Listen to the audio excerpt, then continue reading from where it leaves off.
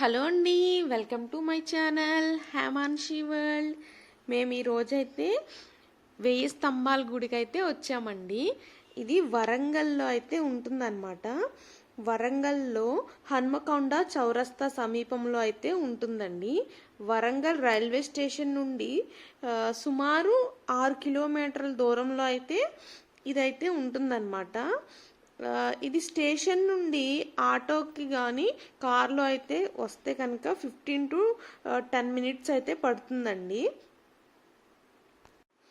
ఈ ఆలయం టైమింగ్స్ అయితే ప్రతిరోజు ఉదయం 6 గంటల నుండి రాత్రి 8 గంటల వరకు ఈ 1000 స్తంభాల గుడి అయితే తెరిచే ఉంటుందండి. ఇక్కడ టికెట్ అయితే ఏమీ లేదండి, ఫ్రీ ఎంట్రీ, ఎవరైనా వెళ్ళొచ్చు. ఇదైతే చాలా పురాతనమైన కట్టడం అనమాట.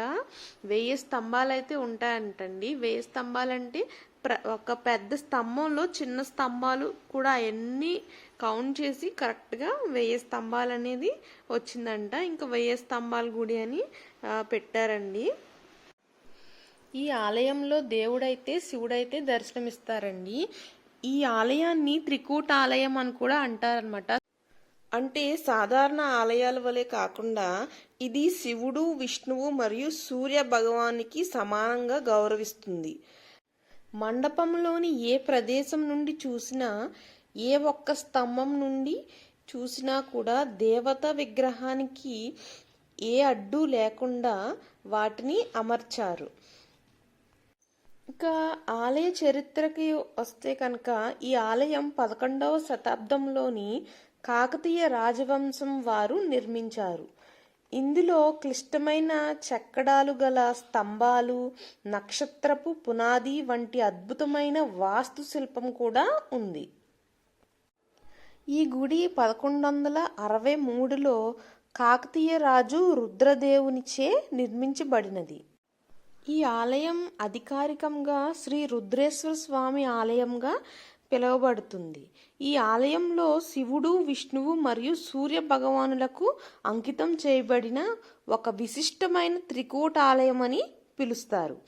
ఎవరైనా కనుక ఖచ్చితంగా వరంగల్ వెళ్ళిన వాళ్ళు ఖచ్చితంగా ఈ 1000 స్తంభాల గుడికి అయితే మటుకి చూడటానికైతే వెళ్ళండి. చాలా అంటే చాలా బాగుంటుంది అనమాట. చాలా పురాతనమైన కట్టడాలు కాబట్టి మేము ట్రై అయితే చేసామన్నమాట. కింద స్తంభం అయితే లోపల ఏమీ ఉండదంట, నిలబడే ఉంటుందంట. సో మేము ఒక క్లాత్ చున్నీ అలాగా పెట్టి చూసాము. చాలా అద్భుతమైన ఆలయం అండి ఇది.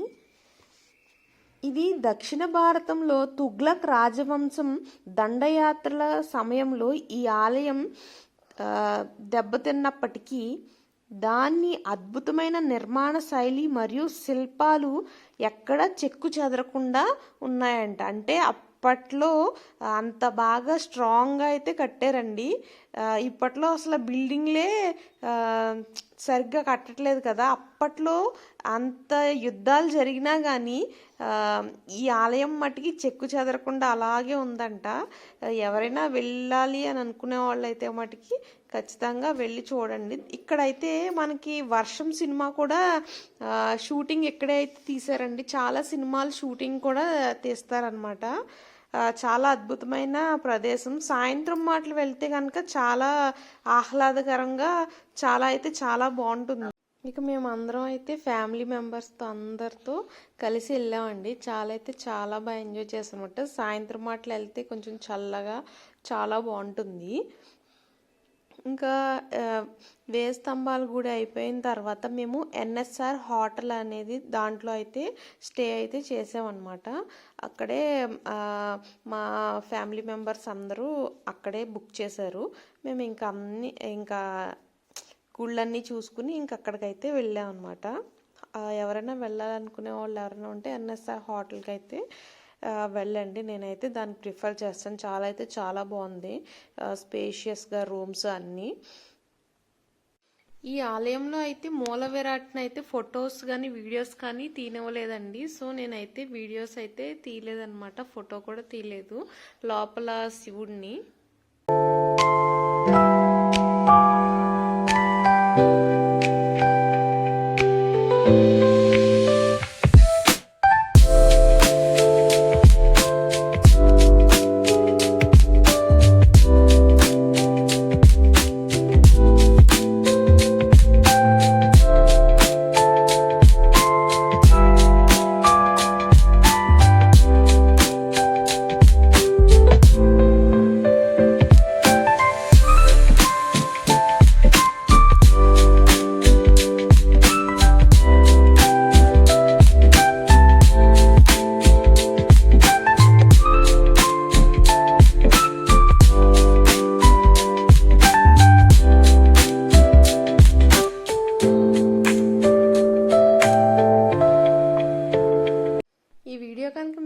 నచ్చినట్టయితే లైక్ చేయండి, షేర్ చేయండి అండ్ సబ్స్క్రైబ్ చేయండి. Thanks for watching.